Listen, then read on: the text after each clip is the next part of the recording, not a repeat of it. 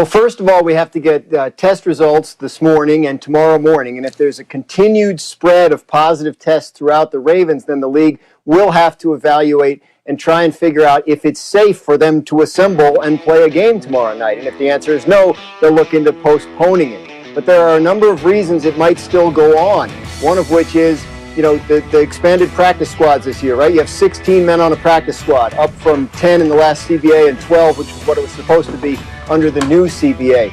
You have contact tracing going on to try and determine where the positives come from. Did they generate from inside the team facility, or is it from players and other people circulating outside the team facility?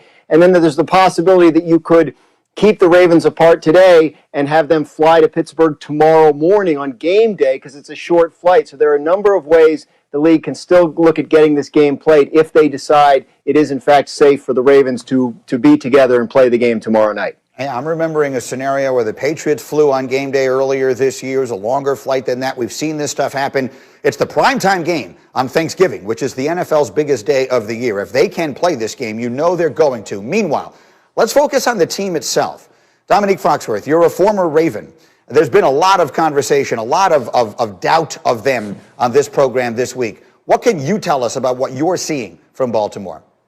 Yeah, I mean, I think the doubt is fair, but I feel like I've seen so much overreaction. Like, it feels like people are saying that suddenly this team is soft or not tough. The Ravens have always been a really tough franchise and a real physical franchise. They had 1 week where they lost in overtime to Tennessee, and Henry had a couple good runs. They missed some tackles, and now all of a sudden they're soft and their future's in doubt. And I think the same can be said about Lamar Jackson. It feels like a lot of overreaction to him also. What happened for the Ravens last year was incredible. They had all the good breaks. And this year, it's the opposite. And they are right now 6-4, and they probably seem like they're on a course to miss the playoffs or be maybe the 8th seed. That wasn't what they were expecting. But I think 14-2 last year was a bit higher than you could expect, given the talent that they had on that roster. They're going to regroup, and I think they'll be back next year. I don't think they'll be as good as 14-2, but they won't have the injuries and the mishaps that they had this season, and they won't be as bad next year either.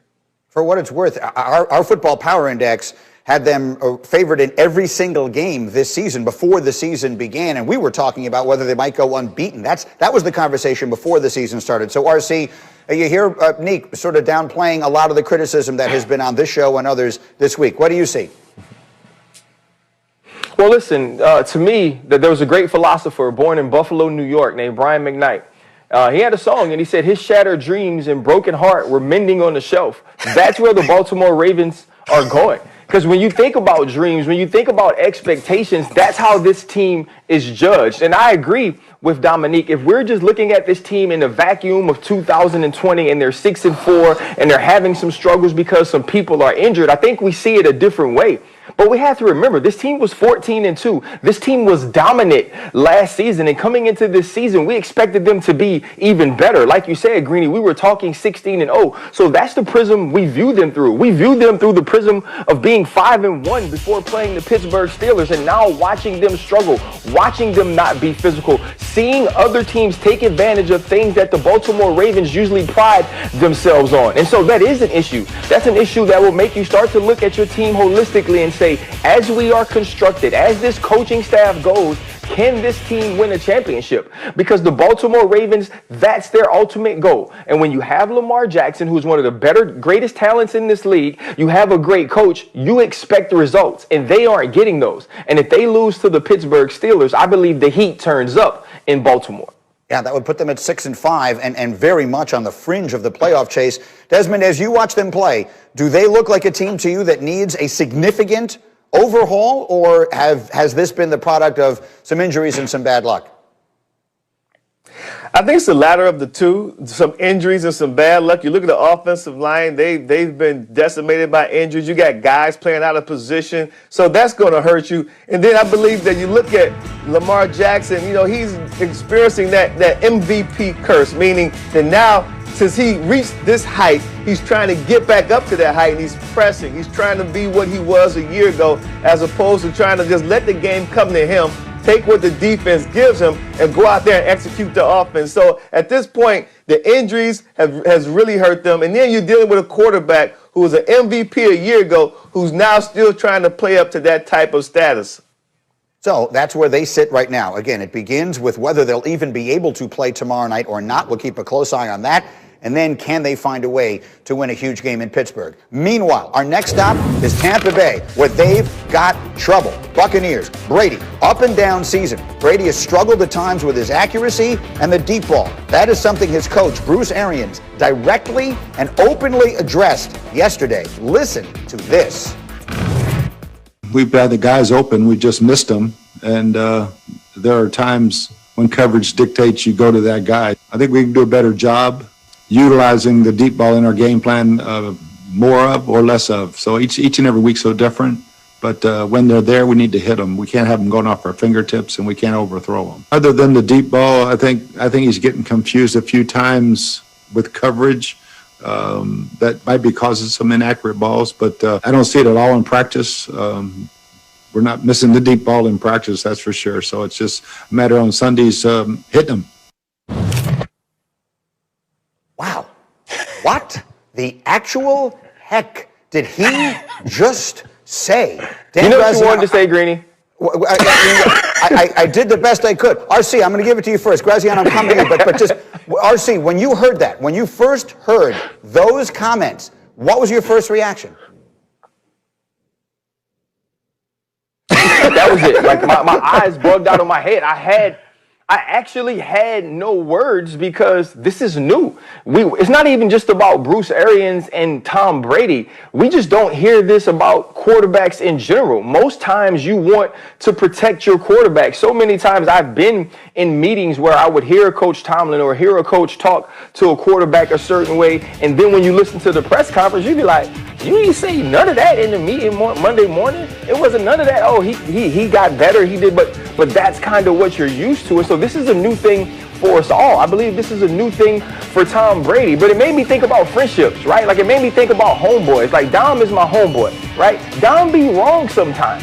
Right, he's gonna do some things that I don't necessarily agree with, but because of the code though, like if Dom is wrong in front of all y'all in the meeting, I'm not gonna say he wrong. And I'm talking about on a personal level. I'm gonna back Dom. I'm gonna be like, yeah, Dom, you right. They ain't treating us right. Let's go. We walking out in solidarity. But then when we get in the green room, I'm gonna be like, bro, you was tripping. Like, we gotta go fix this.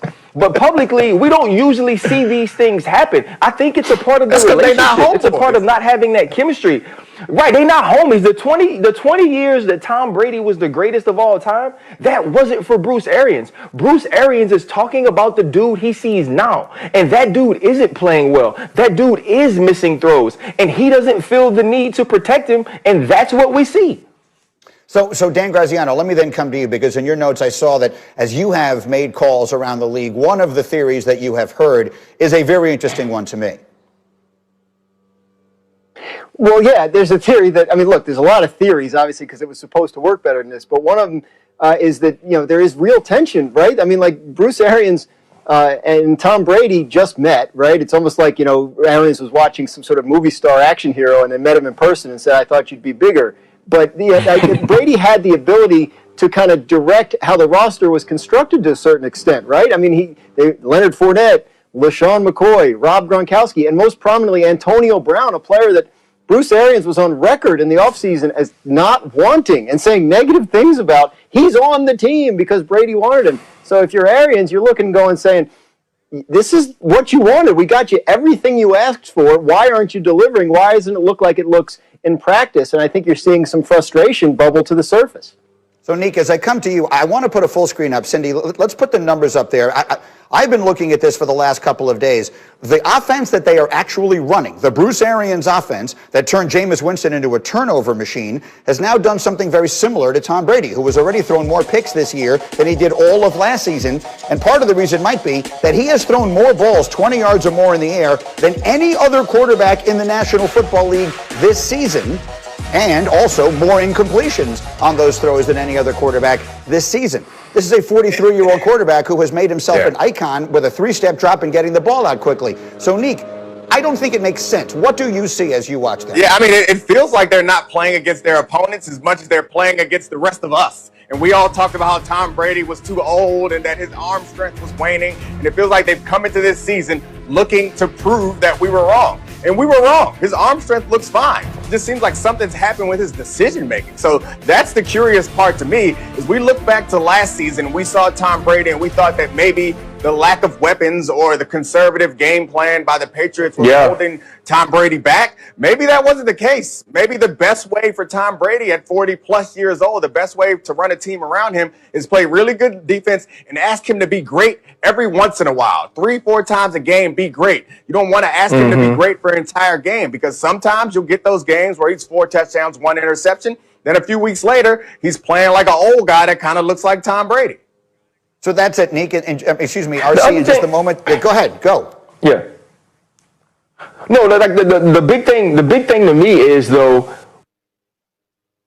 we can't get here and say, okay, because when he gets in the game, these things don't work out, that it's the coach's fault, or that it's on Bruce Arians, or it's on Byron Leftwich, because these passes are completed in practice and these dudes are actually open in the game. Tom Brady is missing them. Whether it's the Carolina Panthers, the Los Angeles Rams, there have been open people downfield that Tom Brady has missed. And then you get games like the Los Angeles Chargers, the Las Vegas Raiders, the Carolina Panthers early on in the season where he hits. That's the frustration. The frustration is like, have you ever been to Disney World? Right? When you look at Disney World on commercials and when people show you pictures, that junk looks amazing. And then you get there and you realize it's hot as hell in Orlando, and it's that if you don't have no fast pass, you got to stand in line, and that junk is not as fun. That's what Bruce Arians is feeling. He feels like a parent at Disney World in July. It's not fair. You got to pay for the host. You got to pay the extra for the host. You get a good host to take care of you. We have much more on this as we continue. This is a fascinating story, and we'll get back to it as we go. But also coming up, as we continue to get up with you here, Carson Wentz.